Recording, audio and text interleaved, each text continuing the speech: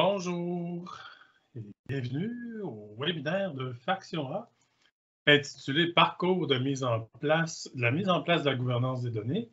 J'espère que vous allez bien en cette première journée de décembre 2021. Donc, merci beaucoup de votre participation en très grand nombre aujourd'hui, c'est très apprécié. Donc, mon nom est André Deblois et je suis responsable de mission chez Faction A. Bon. Je voulais juste parler tout d'abord, j'aimerais souligner la tenue de nos prochains événements. On tient des événements tout le long de l'année. Pour d'ici la fin décembre, on n'a pas d'autres webinaires. Cependant, en janvier, dès janvier, on pourra annoncer les prochains événements. Présentement, tout ce qui est cédulé pour le mois de janvier, c'est le dashboard in a day, donc c'est Power BI en un jour. C'est un atelier en un jour. Donc, 18 janvier 2022, c'est un atelier d'une journée qui permet de vivre le cycle complet de la création de tableaux de bord avec l'outil Power BI de la Power Platform de Microsoft. Et on aura également deux événements, le 27 janvier et le 24 février. C'est le même événement. Il est en anglais. C'est un App in a Day, donc c'est pour apprendre Power Apps, Power Automate and Dataverse en un jour. Même principe que le Power BI en un jour. Donc, c'est un atelier pratico-pratique où ce que les participants réalisent des applications en utilisant Power Apps, Canva, le modèle Driven. Ils exploitent aussi Dataverse et ils font aussi un Power Automate. Donc, c'est 4 labs dans le courant de la journée qui sont donnés et tout ça grâce au matériel de Microsoft là, qui nous est partagé pour qu'on puisse tenir ces ateliers-là. Merci beaucoup à Microsoft. Les prochains webinaires, en fait, il y en a beaucoup d'autres webinaires qui seront annoncés, mais ils sont tous dans le collimateur présentement, donc les dates seront annoncées là, incessamment et plusieurs sujets sont en préparation. En fait, je vous invite aussi à consulter régulièrement la page webinaire de notre site web qui est ici, présente. Donc, les webinaires sur tous les événements à venir que nous tenons chez Faction A sont publiés, socialisés, si vous voulez, à travers notre site web, à la page webinaire maintenant. Avant, c'était entrepôt, maintenant, c'est webinaire. Fait que, utilisez cette page-là. Et vous pouvez aussi, à votre convenance, réécouter des webinaires. Nos webinaires sont enregistrés. Donc, vous pouvez les réécouter à votre convenance. Là. Il y en a quand même une panoplie là, depuis plusieurs années qu'on en tient. Donc, c'est toujours intéressant. C'est toujours relié soit au développement Power Apps avec Power Platform, soit sur les architectures Azure, toutes les technologies ou les services Azure. On a aussi des témoignages clients qui sont venus partager leur expérience. Donc, ça peut être à votre convenance, c'est intéressant. Donc, vous pouvez toujours vous inscrire à partir de cette page-là. Il y a aussi LinkedIn. Donc, si vous vous inscrivez ou vous nous suivez sur les réseaux sociaux, sur LinkedIn, vous pouvez toujours voir les prochains événements qui s'en viennent. Donc, également, ça peut être intéressant de suivre. Puis, vous pouvez aussi vous inscrire à notre infolettre. Donc, pour connaître tous les événements, les détails, les journées, donc tout ce qui est à venir. Donc, ça s'en vient pour les prochains événements. Donc, ceci. Bon, juste un petit mot sur une pause publicitaire qui est Faction A. En fait, Faction A, c'est une compagnie de services professionnels 100% québécoise. Donc, nous sommes une escouade d'élite spécialisée dans la mise en place de solutions analytiques modernes reposant sur les technologies de Microsoft. Et nous sommes aussi également spécialisés dans le développement d'applications avec la Power Platform de Microsoft. Donc, nous sommes en mesure d'intervenir dans l'ensemble des activités de mise en place de ces solutions, que ce soit pour la planification, l'architecture, la réalisation. Et nous offrons aussi toujours le service de support post-production pour les solutions que nous développons. Donc, Faction A est partenaire officiel de Microsoft depuis 2016. Donc, on détient la distinction Gold Data Analytics Partner de Microsoft. Donc, si vous voulez en savoir plus sur Faction A, n'hésitez jamais à nous contacter. Pour notre webinaire aujourd'hui, on a l'honneur d'avoir la participation de Microsoft en la personne de M. Frank Mercier. Bonjour Frank. Oui, bonjour, bonjour, et puis merci de m'accueillir dans ce webinaire. Et donc aujourd'hui, j'aurai l'honneur donc de partager ce webinaire avec Fraction A pour présenter notre outil, notre solution de gouvernance de données. Et merci encore pour l'invitation.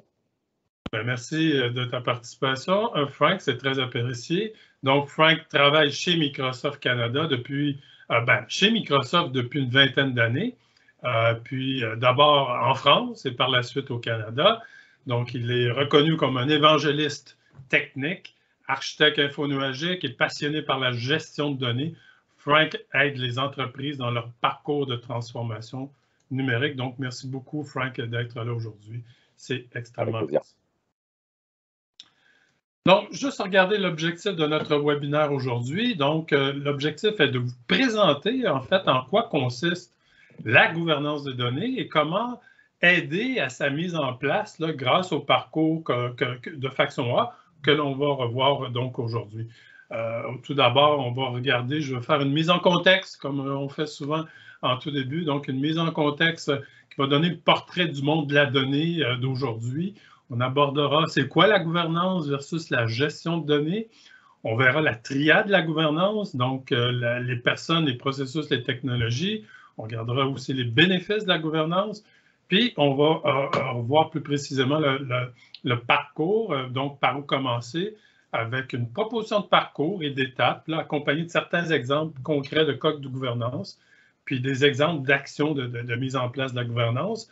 Et on aura droit, donc, avec M. Frank Mercier, donc une présentation, un tour du propriétaire du service Azure PureView de Microsoft, donc qui est un outil qui vient supporter là, la mise en place de la gouvernance de données. Je ferai un bref, pas rappel, mais présentation de Power Platform qui peut aussi être utilisée pour complémenter le côté technologique de la gouvernance de données. Donc, je reviendrai avec aussi une conclusion, mot de la fin. Puis, je voudrais aussi vous indiquer que le webinaire est enregistré, donc il sera accessible dans les prochains jours si vous désirez le partager. Vous aurez également accès à la copie de la présentation qu'on vous présente aujourd'hui. Donc, dès que le webinaire sera terminé, nous vous enverrons donc un courriel avec le lien pour l'accès à l'enregistrement et à la présentation. Donc, la présentation, aussitôt que le webinaire est prêt, est terminé, puis l'enregistrement suivra dans les prochaines heures, peut-être demain. Donc, j'aimerais vous signaler que l'atelier ou le webinaire d'aujourd'hui, ça va être interactif. Donc, si vous avez des questions, il est toujours possible de les poser là, par clavardage dans le panneau du chat. Donc, utilisez le panneau du chat dans votre section. Puis, on va essayer de prendre le plus possible les questions pendant la présentation ou la démo et nous répondrons après le webinaire là, si toutefois nous avons des questions qui n'auraient pas été répondues pendant le webinaire. Juste ici, donc je vais commencer par la mise en contexte. Je vais juste enlever ici ma caméra. OK. Donc, pour la mise en contexte, là, évidemment, en guise d'introduction, j'aimerais commencer par soulever certains éléments là, du portrait qui caractérise aujourd'hui le monde de la donnée dans notre ère numérique. Évidemment, la croissance des données n'a jamais été aussi importante en termes de variété, en termes de volume, en termes de vélocité des données, autant opérationnelles qu'informationnelles d'ailleurs, que d'analytique avancée. Donc, les données proviennent de moult sources. Donc, on a les applications mobiles, on a les réseaux sociaux, les capteurs, donc qui viennent garnir l'écosystème numérique dans lequel nous vivons. On a un large historique de données aussi qui est conservé chez les organisations. Le choix de stockage, le choix de traitement des données sont multiples et les services infonuagiques aussi ont connu un essor quand même assez flagrant dans les dernières années. Et on voit, ce qu'on constate aussi dans les organisations, c'est toujours de multiples silos de données qui existent là, dans les organisations. Et c'est compréhensible parce que les organisations ont des grands besoins de valoriser leurs données. Et les organisations n'ont jamais été autant data-driven qu'aujourd'hui. Donc, que ce soit de la petite à la grande entreprise, plus que jamais, les données sont démocratisées, diffusées et partagées autant à l'interne de l'organisation qu'avec l'externe, donc avec les partenaires. Donc, sans compter que l'on voit aussi de plus en plus des fusions, des acquisitions dans les organisations qui font aussi beaucoup mélange dans les données. Donc, et d'autre part, ce qu'on voit aussi, c'est qu'il y a de plus en plus de brèches de sécurité, de fraude aussi au niveau des données, de vol d'identité, qui font en sorte que la confiance et la réputation envers les organisations deviennent ébranlées aujourd'hui. Donc, en même temps, on voit aussi les instances réglementaires qui viennent préciser ou certains points ou augmentent les normes et les réglementations, notamment sur les données confidentielles et personnelles, afin qu'elles soient gérées là, de façon hautement sécuritaire. Et juste pour appuyer ces éléments importants et ces éléments clés, par rapport à la quantité de données, puis ça on le voit, l'augmentation des données, avec la croissance importante du volume de données qui existe jusqu'en 2025. En 2025, il est prévu qu'on aura 4 fois plus de données qu'en 2020, donc c'est 175 zettabytes, donc 2 à la 70. Et plusieurs organisations, d'ailleurs, ignorent la quantité phénoménale de leurs données. Et si la croissance se maintient, juste au point de vue des analyses, là, juste 30% des données seront analysées. Donc, c'est quand même des faits importants. Et un autre fait aussi important, c'est la variété des technologies qui s'accentue de façon continuelle. Et ça fait plusieurs années que Matt Turk, qui est ici présent en bas, donc, publie ce tableau qui dépeint la multitude des technologies, autant de stockage que de traitement en gestion des données. Ça, c'est le portrait de 2016. Et au moins en 2016, on pouvait voir encore les noms. Puis aujourd'hui, en 2021, ben, le tableau est encore beaucoup plus garni qu'il l'était en 2016. Et puis là, c'est rendu compte, on n'est plus capable, puis c'est pas à cause de ma presbytie, on n'est plus capable de lire les noms du tableau pratiquement.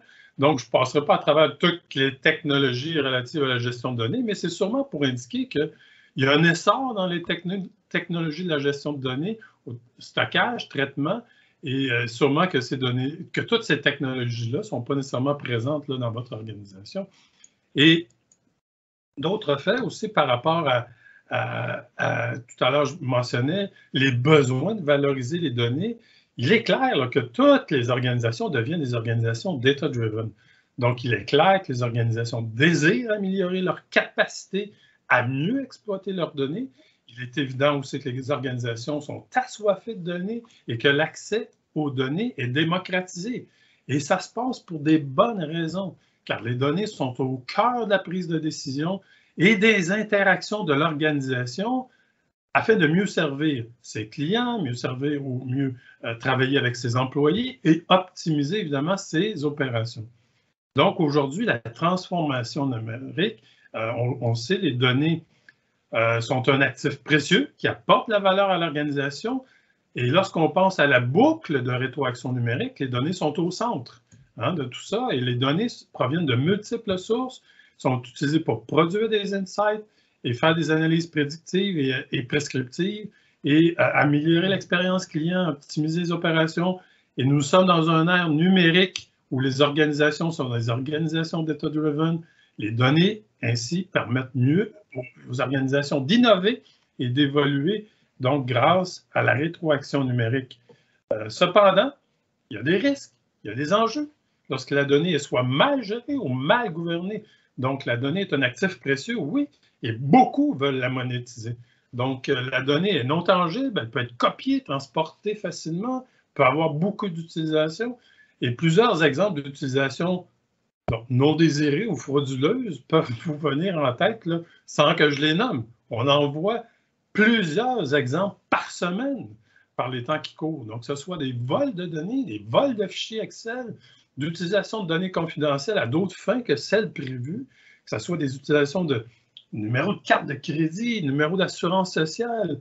On a vu aussi des accès à des salaires d'exécutifs, à des dossiers médicaux, des dossiers financiers, des dossiers scolaires. La liste est longue. Donc, il y a des mauvaises aussi. Des mauvaises données aussi entraînent des mauvaises informations et des mauvaises décisions peuvent être prises. Donc, il y a des opportunités d'affaires peuvent être manquées. Donc, il n'y a pas juste un risque au niveau opérationnel puis d'atteinte à la réputation, il y a aussi des mauvaises décisions qui peuvent être prises là, à cause des mauvaises données. Donc, ce sont les données qui alimentent les tableaux de bord, les algorithmes d'intelligence artificielle et les risques et les enjeux touchent tous les domaines d'affaires. On le voit, là, toutes les organisations, tous les domaines d'affaires sont pas affectés, mais impactés par la gestion de données. Les règles et les réglementations en matière de protection de confidentialité de données personnelles augmentent considérablement au fur et à mesure que l'accès aux données se démocratise et que la quantité d'informations disponibles augmente.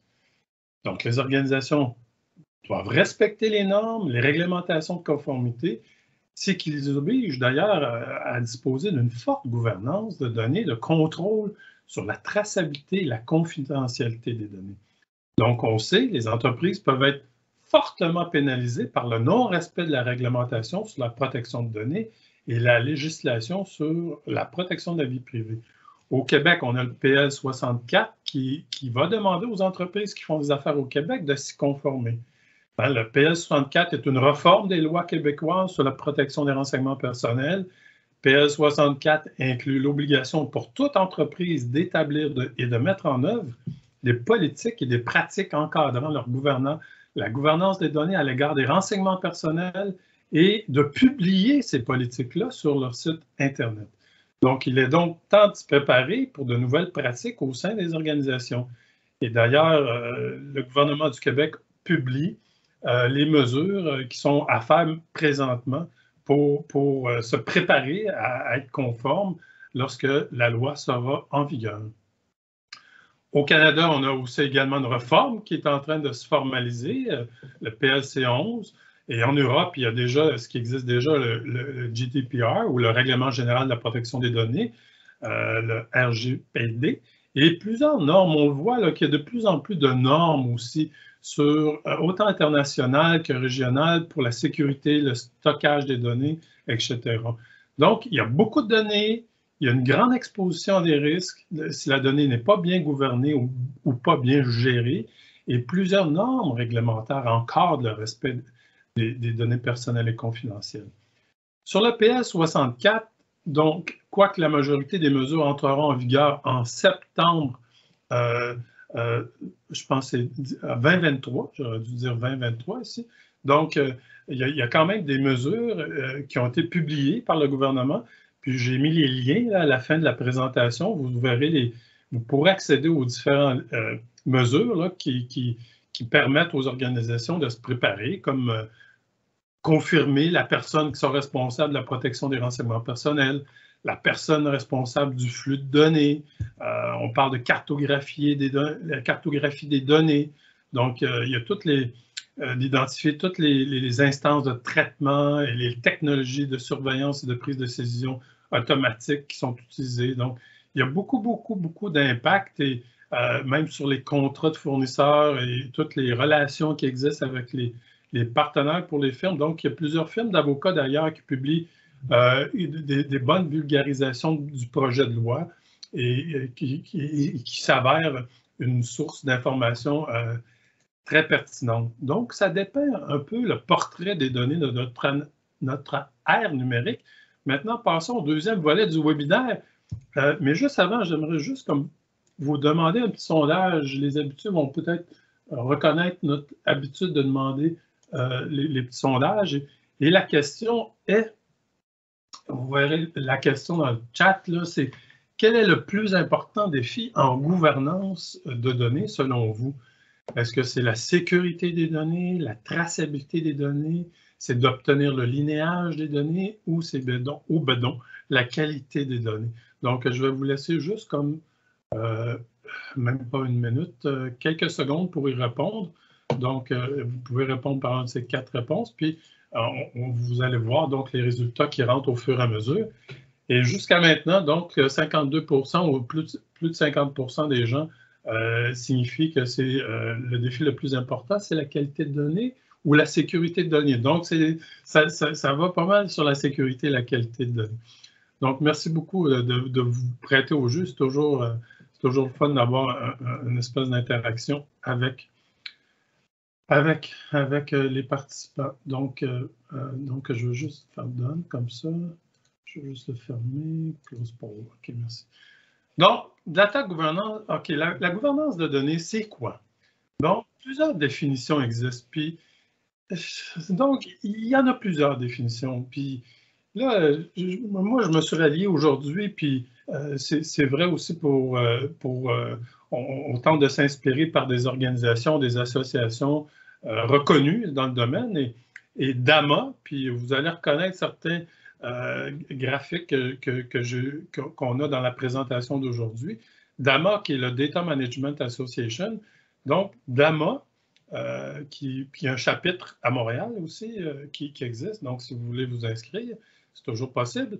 Donc, j'ai retenu la définition là, de gouvernance de DAMA, qui est l'exercice de l'autorité du contrôle.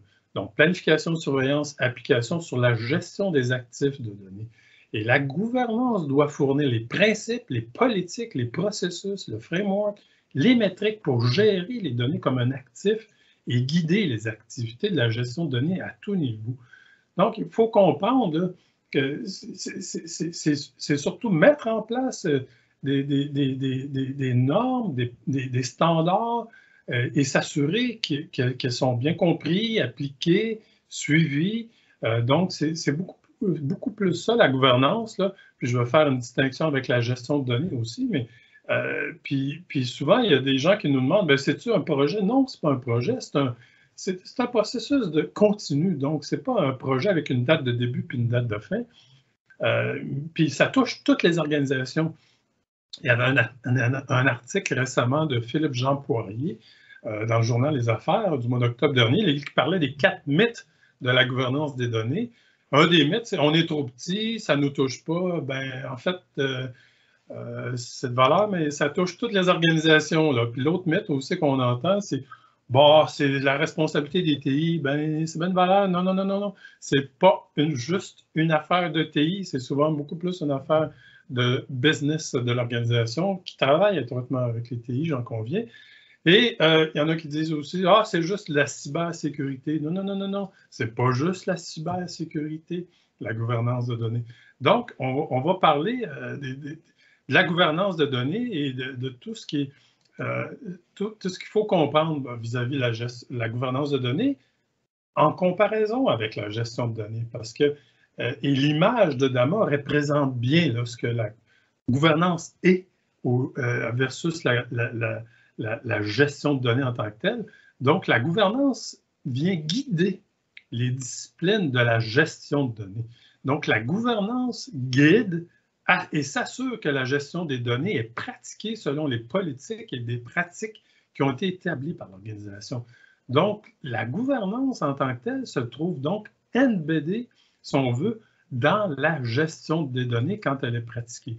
Donc, c'est quand même important puis, de bien comprendre et faire la distinction. Puis, je trouve que cette image-là correspond bien à ça. Et dans la gestion de données, évidemment, on parle de toutes les disciplines de gestion de données, que ce soit de l'architecture, autant d'affaires, des données, de l'infrastructure, etc.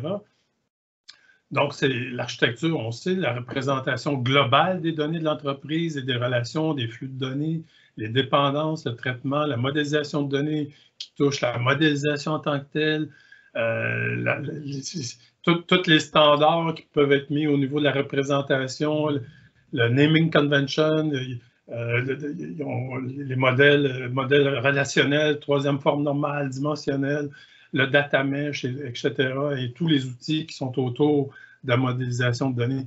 Donc, j'ai mis ici les principaux. En fait, DAMA présente bien les différentes disciplines. Eux les appellent les knowledge areas, mais c'est quand même toutes les disciplines qu'on retrouve dans le monde de la gestion de données.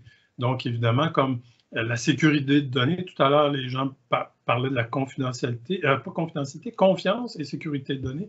Mais la sécurité, évidemment, c'est la mise en place des règles de sécurité, des procédures d'authentification, l'autorisation, l'accès aux données. On le voit souvent, les gens, au niveau de Power BI, nous demandent OK, comment on établit l'aspect de gouvernance, la sécurité, l'organisation des espaces de travail.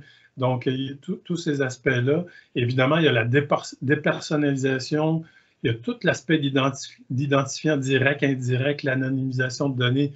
Donc, c'est pour assurer là, toute la protection des données personnelles confidentielles. Donc, ça vient toucher l'ensemble de ces disciplines-là, principalement. Donc, pour bien gérer les données, on sait c'est critique. Et pour bien le faire, les données doivent être contrôlées et démocratisées. Et on sait qu'ils sont démocratisés là, de manière responsable, puis aux personnes aussi appropriées.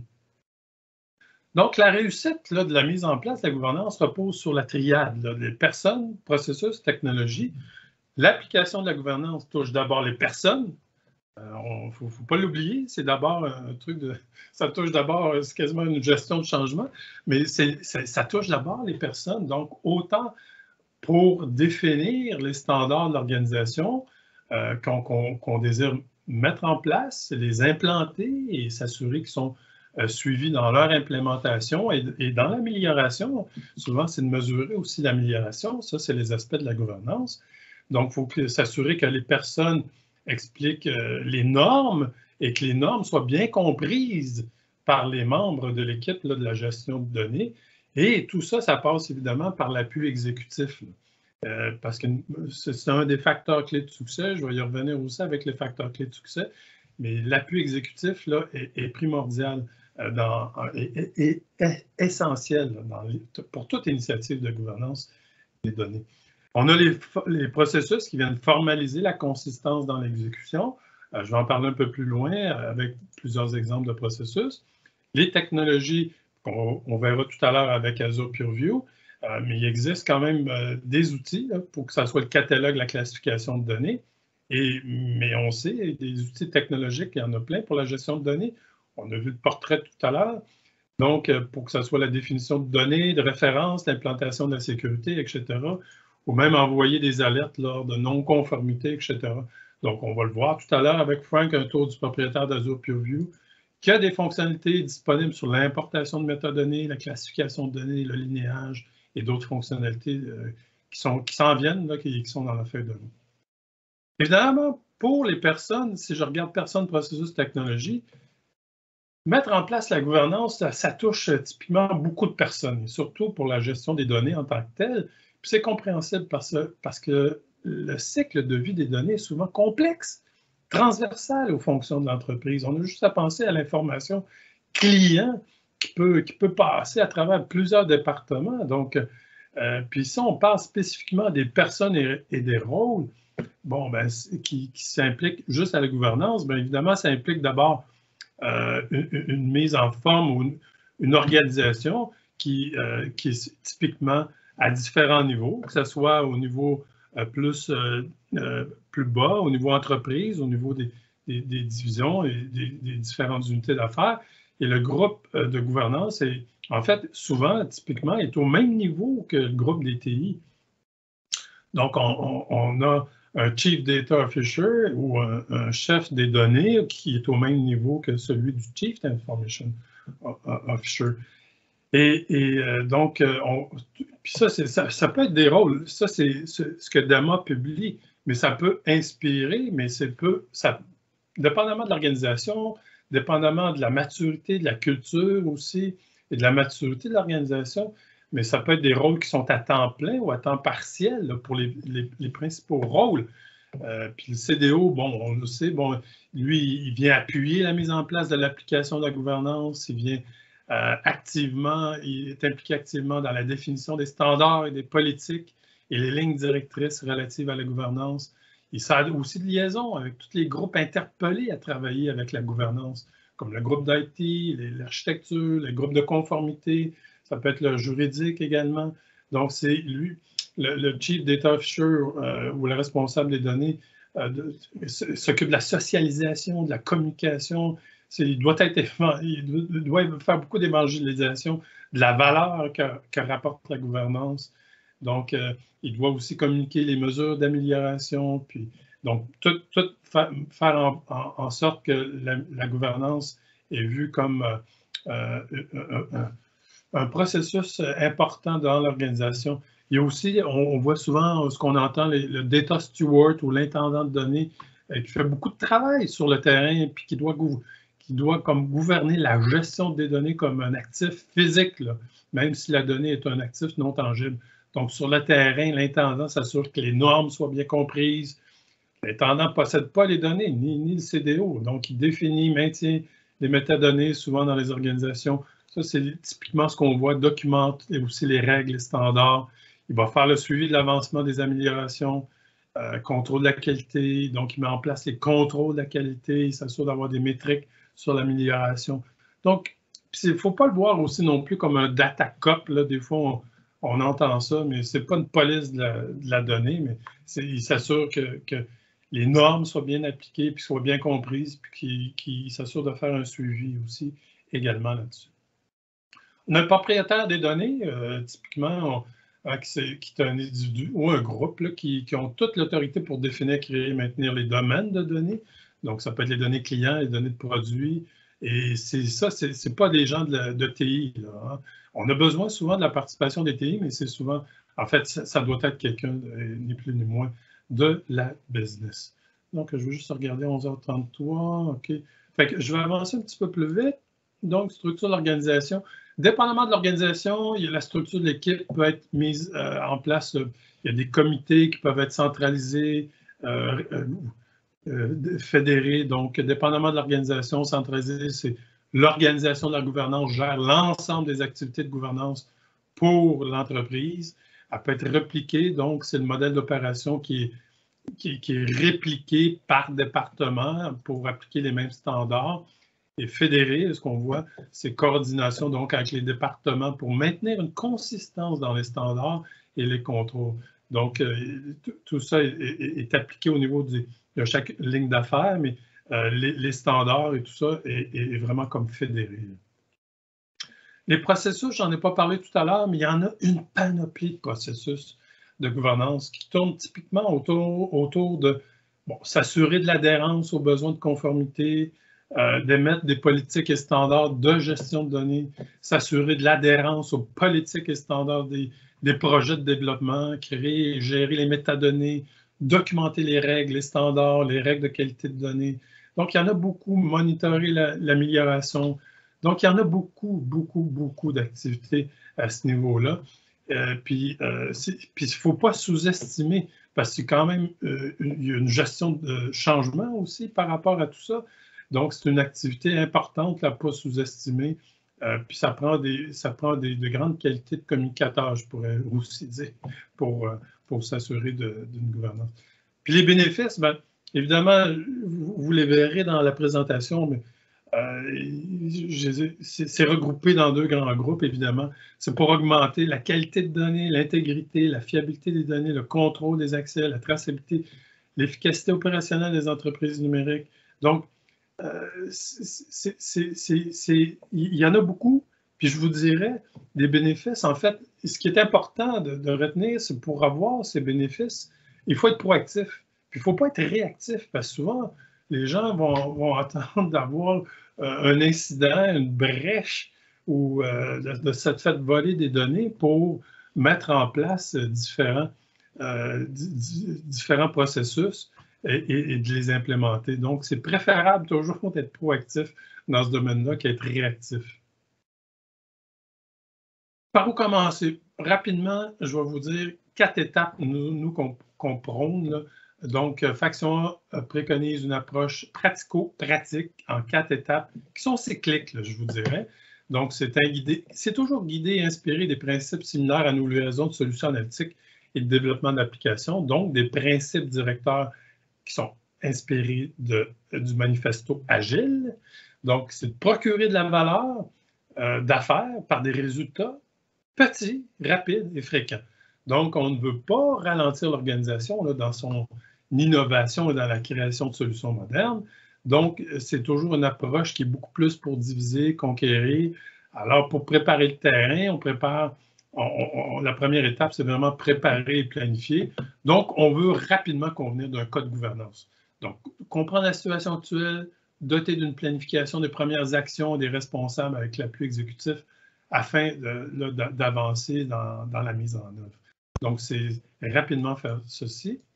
Puis, il y en a beaucoup qui se posent souvent les questions. Bon, quand on débute, on pense souvent à toutes les interrogations relatives à la gestion de données, mais les réponses peuvent être aussi déjà explicitement disponibles, et tant mieux si elles sont déjà. Alors que pour d'autres organisations, il y a très peu d'artefacts explicites sur la compréhension de la situation actuelle, ou dans certains cas, il y a de la connaissance tacite, donc tant mieux.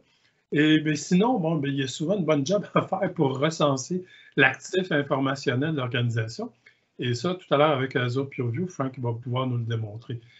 Évidemment, il faut avoir des motivations d'affaires parce que pour débuter une gouvernance ou pour poursuivre dans la mise en place d'une gouvernance, il faut convenir du pourquoi de l'initiative. Et souvent, ça peut changer en cours de route. Évidemment, des fois, ça peut être pour une question de conformité à la réglementation, mais souvent, ça peut être aussi par rapport à la sécurité, comme plusieurs ont mentionné tout à l'heure, ou tout simplement aussi pour améliorer la qualité de données.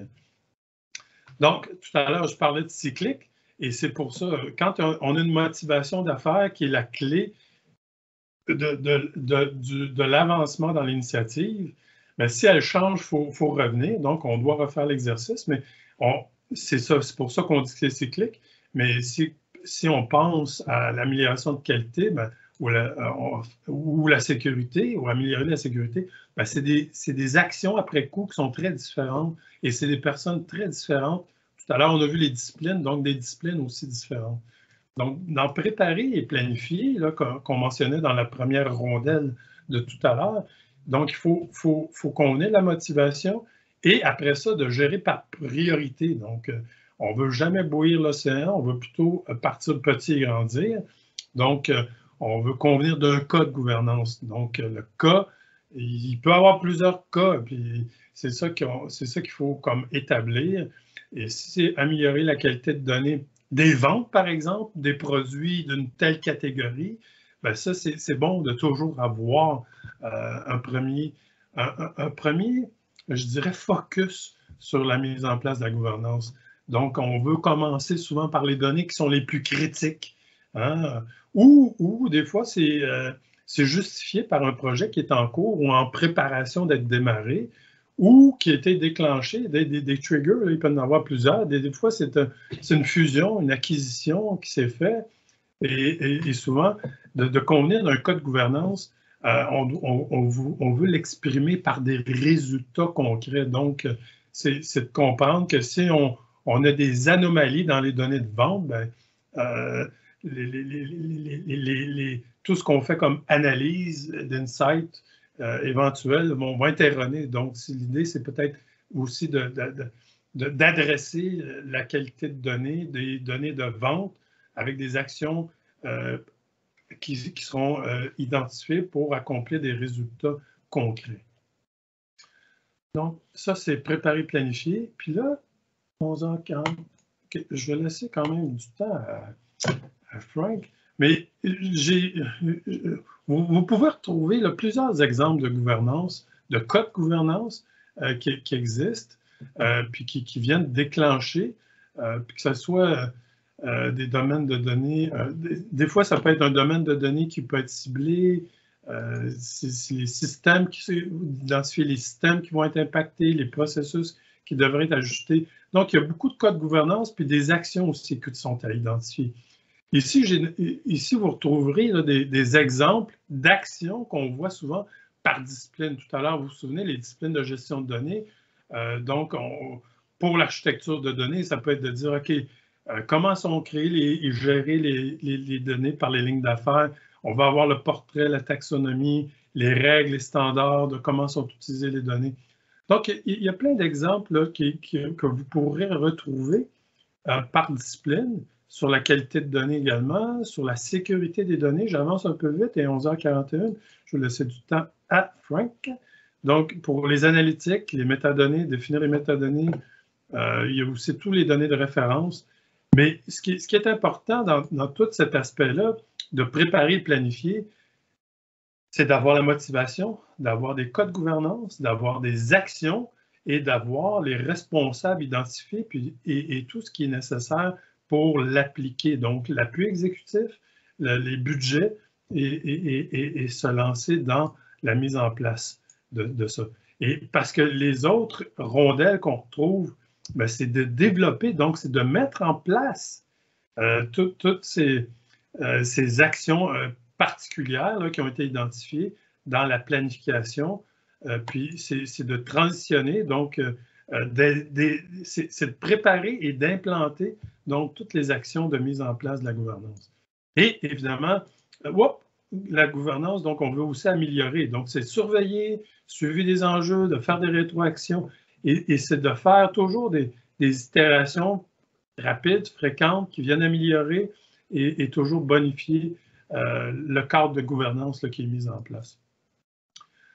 Facteur clé de succès, bon, appui exécutif, je l'ai dit, ça prend une bonne représentation de collaboration des personnes dans les comités de gouvernance, nécessite la collaboration interdépendante. OK, ben ça, je vais vous le laisser. C'est une initiative à long terme, hein. Ce n'est pas juste un projet avec une date de début, date de fin. Puis, bon, encore un petit sondage, juste avant de passer la parole à... le petit sondage, c'est avez-vous un outil de gouvernance de données? C'est oui ou non. Sylvain, tu voulais-tu intervenir ici? Ou... Oui, c'est juste parce qu'il y a une question dans le chat. Peut-être qu'avant de passer la parole à Franck, tu pourras peut-être la regarder. Là. Okay. On parle de documenter. Y a-t-il des standards de documentation disponibles et utilisables? Oui, il y en a. Il y en a. Puis même, je vais laisser aussi Frank en parler. Là. Puis oui, absolument. Il y a des organisations qui sont spécialisées à établir des standards, dans la nomenclature notamment. Puis je pense que j'ai mis certaines références là, dans les liens que vous allez voir dans la présentation sur des standards de nomenclature notamment. Fait que là, je veux juste... Là, il y avait puis je pourrais, bon, la plupart des gens n'ont pas d'outils de gouvernance de données, donc 84%. Merci encore une fois de vous être prêté au jeu. Et là-dessus, je vais laisser la parole à Frank Mercier de Microsoft qui nous présente le service Azure Purview. Donc, Frank, si tu veux bien présenter tes acétates. Mais bien entendu que je veux bien présenter et avec plaisir. Est-ce que vous voyez bien mon écran? Oui, on voit bien ton écran, on t'entend bien, merci. Ok, super, super. Donc, je vais prendre 10 minutes pour vous présenter le service Azure Purview. Bien entendu, si jamais vous voulez en savoir plus, n'hésitez pas à nous contacter. Bon, ça sera un plaisir de creuser sur la solution. Alors, tout ce qui vous a été présenté jusqu'à maintenant, c'était vraiment un des pans les plus importants de la gouvernance donnée, c'est-à-dire tout ce qui va être process, méthodologie. Et pour accompagner tout ça, il faut bien sûr avoir une solution technologique. Et c'est là où Microsoft arrive avec le service Azure Purview. Donc, rapidement, qu'est-ce que c'est qu'Azure Purview? Pour ceux qui ne connaissent pas, la première chose à avoir en tête, c'est que c'est un service info-nuagique, un service PaaS, ce qui vous permet, si vous avez tous les bons prérequis techniques, c'est-à-dire les bonnes permissions pour déployer un service dans votre souscription, en moins de 5 minutes, votre solution est déployée et vous êtes prêt à travailler à proprement dit sur la gouvernance des données. Azure Purview, comme vous pouvez le voir ici, s'appuie sur quelque chose qu'on appelle le data map. Le data map, c'est quoi? Ça va être le cœur de notre solution sur lequel on va venir poser plusieurs piliers. Et ce data map va être en fait tout simplement alimenté par les différents scans que l'on va faire pour découvrir vos données. Données qui vont se transformer au sein d'Azure Purview en quelque chose qu'on appelle des assets. D'accord? Et ces assets-là vont être rapatriés sous format metadata dans Azure Purview. Et Azure Purview va en même temps, autant que possible se peut, tenter de classifier vos données. Ce qui fait qu'après vos premiers scans, vous aurez la possibilité d'avoir une vue générale de tous les assets que vous avez scannés, puis surtout, qu'est-ce qu'il y a dedans? Est-ce que j'ai des fichiers dans mon lac de données avec des numéros de carte de crédit, des numéros d'assurance sociale canadien, des noms de personnes et ce genre de choses. Ce qui va être intéressant, c'est que cette classification des données, elle va être récupérable dans les moteurs de recherche, mais elle pourrait aussi être extractable, exploitable avec les API d'Azure Purview. Pourquoi? Parce que la solution Azure Purview est basée sur les API Apache Atlas et non sur un standard propriétaire de Microsoft qui vous bloquerait. Non. Ce qui fait que la solution est ouverte et intégrable avec d'autres solutions, pourquoi pas, de gouvernance de données, voire même de master data management si vous en avez ou vous planifiez d'en avoir une. Et tout ça, en fait, grâce au data map que vous voyez ici, sur lequel on va poser plusieurs piliers.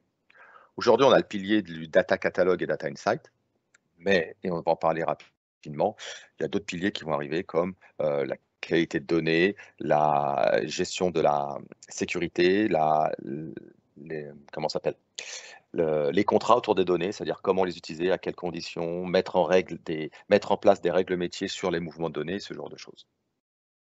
Alors, on va avancer un petit peu. Finalement, c'est ce que je disais précédemment, hein. Ayez cette vision en tête où le data map en fait, va être un socle sur plusieurs piliers que l'on va rajouter pour avoir une solution globale, complète sur la gouvernance donnée. Aujourd'hui, Azure Purview va pouvoir largement vous aider sur tout ce qui est créer un catalogue de données exploitable, utilisable au quotidien. Et ça, je vais vous le montrer dans une démo rapide. Et on a aussi la partie Data Insight qui est toujours en version d'évaluation. Pourquoi? C'est quelque chose qui est en évolution et sur lequel j'ai la chance de travailler aussi. Et on va rajouter d'autres choses. Ce qui est important de voir, je ne sais pas si je l'ai mentionné, j'ai peut-être été un peu vite, les sources ici peuvent être aussi bien sur site, donc ça peut être des bases Oracle, SQL, Teradata, cloud, mais quand on dit cloud, c'est Azure bien entendu, mais aussi AWS et Google Cloud Provider, et puis d'autres solutions SaaS. La première qu'on a intégrée, bien entendu, c'est Power BI, mais Tableau arrive, Snowflake a été annoncé. Bref, nous avons une feuille de route sur nos connecteurs qui est extrêmement ambitieuse et qui va permettre d'enrichir la solution.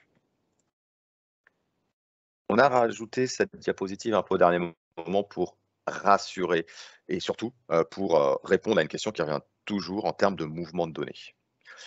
Azure Purview va s'appuyer sur ce qu'on appelle les integration runtime pour faire ces scans, ce qui fait que les données vont rester uniquement au niveau des intégrations de runtime dans la mémoire de l'intégration de runtime, ce qui fait que c'est complètement volatile. C'est-à-dire qu'une fois que le scan est terminé, les données ne sont pas préservées, d'accord? Donc elles ne seront plus là.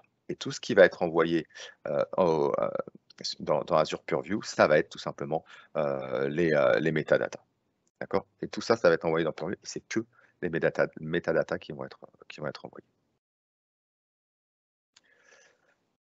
Alors, juste pour vous dire les connecteurs que nous avons sur la roadmap, d'accord? Donc, Snowflake a été annoncé. Donc, c'est maintenant disponible en public preview. Voici tout ce qu'on a, en plus des connecteurs qui sont déjà utilisables. Encore une fois, on a une roadmap qui est très riche sur les connecteurs, du fait aussi qu'on a beaucoup de demandes de la part de nos clients justement pour enrichir cette liste.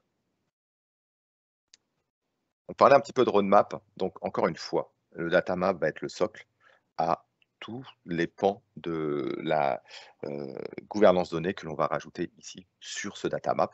Aujourd'hui, nous avons déjà le data catalog et le data insight en preview, et le data sharing aussi, qui est là. Data quality, data policies, use governance, ce sont des choses qui arrivent. Certaines d'entre elles sont déjà en private preview et qui vont permettre donc justement de rajouter des fonctionnalités intéressantes au sein de la gouvernance donnée, comme par exemple, on sera capable de mettre des règles métiers basées sur la classification.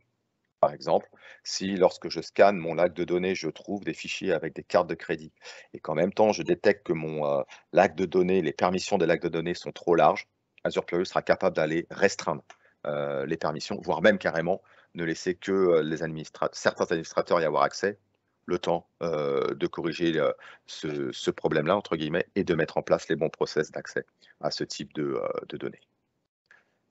On va faire un petit tour dans la démonstration. Pour ceux qui me connaissent un peu, ils savent que j'aime bien jouer dans le produit, surtout vous le montrer. Donc, qu'est-ce que l'on voit ici actuellement? C'est ni plus ni moins la page d'accueil d'Azure Purview. D'accord? Ce qui va être intéressant, et souvent ce que je fais avec mes clients lorsqu'on commence des preuves de concept, c'est je leur dis faites une recherche étoile et ressortez tous les assets que vous avez scannés. Pourquoi? Parce que là, vous allez avoir finalement un résumé basé sur les classifications de ce que Azure Purview a trouvé pour vous. D'accord? Donc là, ici, j'ai 55 assets. Alors, je vais être très précis.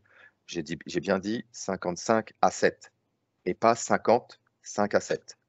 Je sais qu'on a été confiné longtemps, mais ce n'est pas une raison pour faire beaucoup trop la fête. Voilà, c'était la petite blague à part, mais tout ça pour vous dire qu'ici, j'ai trouvé 55 assets qui possèdent des numéros de carte de crédit. Ce qui fait que si je clique dessus, je vais être capable d'aller voir où se trouvent tous ces assets. D'accord? C'est dans les bases de données, sur AWS, dans un rapport Power BI, et ainsi de suite. Bien sûr, vous pourrez aller fine-tuner, comme on dit, on pourra affiner cette recherche-là, si jamais vous voulez plutôt vous focaliser sur vos stockages ou sur vos bases de données. Donc là, comme je n'ai pas beaucoup de temps, juste vous montrer par exemple, et c'est des demandes qu'on a très très souvent, ici, je vais rentrer dans un rapport Power BI. Là, ici, je vais voir l'ensemble des classifications qui ont été faites. Attention, aujourd'hui, pour Power BI, la classification est manuelle. Pour les autres sources de données, c'est automatique. Pour Power BI, c'est encore manuel, mais on est en train de travailler dessus pour que ça soit aussi automatique. La classification marche plutôt pas mal en anglais, en français, pour l'avoir testé. Pour être très honnête avec vous, c'est un peu comme les chansons disco, ça passe mieux en anglais. Mais le français n'est pas trop mal et on travaille pour améliorer ça. Notamment, le groupe produit travaille pour proposer un pack de langues pour Azure Purview et ça devrait être disponible courant d'année prochaine, milieu d'année prochaine, c'est-à-dire qu'on aura 7 packs de langues, dont le français canadien qui devrait être disponible.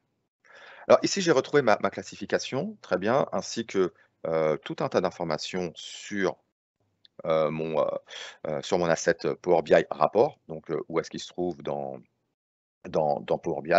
Là, ici, il est dans mon personal workspace, mais il pourrait aussi être dans un autre type d'espace de travail. Associé à des termes métiers. Alors, cette partie-là, on n'en a pas trop parlé, mais ça vous permet de construire un ensemble de termes, un glossaire, en fait, sur lequel vous pourrez associer vos termes. Bien entendu, ils seront complètement utilisables dans le moteur de recherche. Donc là, ici, si on utilise le français, ça marche extrêmement bien. Si jamais j'ai un peu le temps, je vous montrerai ça. Mais surtout, ce qui intéresse vraiment nos clients, c'est ça. Et c'est marrant parce que sur le premier sondage qu'on a fait, traçabilité des données et obtenir le lignage de données, les deux combinés, c'était 12%. Pourtant, chaque fois que je fais des preuves de concept, bien entendu, sécurité, qualité, c'est extrêmement important, on ne fait pas débat. Mais ce genre de choses, c'est quelque chose qui revient extrêmement souvent. L'idée ici, c'est que vous pourrez naviguer bien entendu, dans le lineage. C'est ce que je suis en train de vous montrer rapidement. Donc là, je suis en train de changer mon point de vue. Je pourrais même voir la dérivation des noms. Donc je vois ici que full name en fait a été créé par nom prénom ici et que ce full name ici, voilà, il a aussi été utilisé pour construire l'ID d'une table, ce qui est absolument pas bien. Mais on peut détecter ce genre de choses. Ce qui va être intéressant, par exemple, si jamais je reviens ici sur mon rapport, donc sur un de mes rapports, je vais pouvoir l'ouvrir dans Power BI et interagir avec. Je n'irai pas plus loin ici parce que je vois qu'il reste que 4 minutes, mais tout ça pour vous dire qu'en plus, Azure Purview a été capable de utiliser les labels qui viennent de Microsoft Information Protection, ce qui fait que même si j'ai le droit d'utiliser le rapport, si jamais et que j'ai accès aux possibilités d'export de mes données, parce que là aussi, il y a tout un débat autour de Power BI, exporter les données. Donc là, on peut ouvrir l'accès aux données à un certain groupe de personnes, mais on peut aussi dire que s'il y a un label et que si j'essaye d'extraire les données, je serai bloqué. D'accord? Donc là, si j'ouvre le fichier, il va me demander de m'authentifier. Je n'ai pas les bons mots de passe. Bon, je ne pourrai pas avoir accès aux données, malgré le fait d'avoir extrait l'information. Je vous prie de me croire sur parole parce que j'ai plus beaucoup de temps. Ce que je voulais vous donner ici, si je cherche maintenant produit client, pour bien répondre à la question qui a été, comme mon glossaire a été associé avec des termes en français sur des assets, je les récupère ici, je peux sortir tous mes assets ayant accès à produit client. Et donc là, maintenant, j'ouvre un dashboard et pas un rapport. Effectivement, ce dashboard-là est aussi lié au produit client. Il reste 3 minutes. Donc maintenant, si vous avez des questions, si vous voulez aborder d'autres points. Écoute, merci beaucoup, Frank. De rien, André. Apprécié. Je vais reprendre le contrôle de la présentation, puis il ne nous reste pas beaucoup de temps. En fait, c'est un sujet quand même très, très large. Puis là, c'est sûr et certain. L'autre chose que je voulais aussi, peut-être juste, puis vous allez le voir dans la présentation que vous allez recevoir, là, c'est que des fois, la Power Platform peut être aussi utilisée, même au niveau de Power BI, pour faire l'analyse de ce qu'on trouve dans Azure PureView notamment. Et ce qu'on trouve aussi souvent, c'est que Power Apps peut être utilisé dans certains cas pour gérer les données de référence. Donc, des fois, ça peut être une bonne pratique d'avoir des données de référence. Hein? Puis, Power Apps qui permettent de créer des applications de saisie, de lecture, de mise à jour, de données. Donc, ça peut être très utile pour la gestion des données de référence. Donc, l'autre chose que je voulais vous dire aussi, donc on a mis certains liens de référence, autant pour DAMA qu'on a utilisé aujourd'hui, certains graphiques notamment. Vous pouvez aussi avoir de la documentation sur PureView. Il y a aussi le Data Governance Institute qui publie un framework qui peut être inspirant. Puis évidemment, le projet de loi 64 avec toutes les mesures à prendre ou qui s'en viennent là, pour les organisations, ça peut être pertinent. Donc, juste parce que comme on a peut-être une question ou deux, mais si vous... Je vais juste comme terminer là-dessus, mais grâce au webinaire d'aujourd'hui, on espère que vous avez pu constater qu'il y a quand même une grande valeur à la gouvernance des données pour l'organisation, puis la confiance là, dans les décisions, puis même tout ce qui est pris au niveau de l'intelligence artificielle, ça va être grandement apprécié si on a une bonne qualité de données, évidemment. Puis du côté de sécurité, avec les fraudes, les brèches de sécurité, les vols de données, la gouvernance n'a jamais été autant justifiée. Et comme vous avez vu, la technologie, comme on voit avec Azure PureView, vient grandement là, faciliter la mise en place de la gouvernance des données et obtenir les bénéfices qu'on a discutés un petit peu plus tôt dans la présentation. Donc, je vais juste regarder s'il y a des questions là-dessus présentement. Sylvain, bon, je pense qu'il y avait 2 questions tout à l'heure. Peut-être, Frank, c'est une question pour je sais pas, classification des assets est convenablement faite tant pour les données en français et en anglais. Je pense que tu l'as adressé. Si vous avez des questions, n'hésitez pas à les mettre dans le chat. Même si on ne répond pas présentement aujourd'hui, on va faire le suivi pour s'assurer de la réponse. De l'autre question qu'il y avait, existe-t-il un moyen, une méthodologie qui permet de définir un point de maturité avant de rajouter un jeu de données dans un référentiel? Ça, je ne sais pas. Frank, peut-être tu peux répondre à ça? Ou... Non, la question est très pointue, effectivement. Bon. Là, aujourd'hui, je n'ai pas d'idée. Ouais. Bon. OK. Écoutez, sur ça, en fait, n'hésitez pas s'il y a d'autres questions ou même de répondre. On va vous faire parvenir la présentation. Si vous avez des questions spécifiques à discuter, n'hésitez jamais. Là. Merci tout d'abord, Frank, de ta participation. C'est grandement apprécié. Merci à tout le monde de votre participation. C'est vraiment beaucoup apprécié aujourd'hui. Donc, J'espère que le contenu du webinaire vous a été pertinent. On voulait poser un dernier sondage. Il y avait peut-être un petit sondage. Donc, est-ce que ce webinaire vous a été utile? Donc, s'il vous plaît, si vous pouvez juste comme se mettre votre réponse par rapport au contenu du sondage pour voir si ça vous a été utile dans votre contexte de travail. Donc, s'il vous plaît, prenez juste le temps d'indiquer votre niveau de satisfaction aussi. Votre opinion est très importante et ceci conclut notre webinaire aujourd'hui. Un gros merci de votre participation encore une fois. Surtout, faites attention à votre santé, celle de vos proches.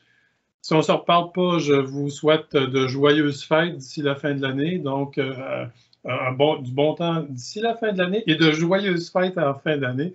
Donc, merci et bonne journée à tous et toutes. Donc, à bientôt.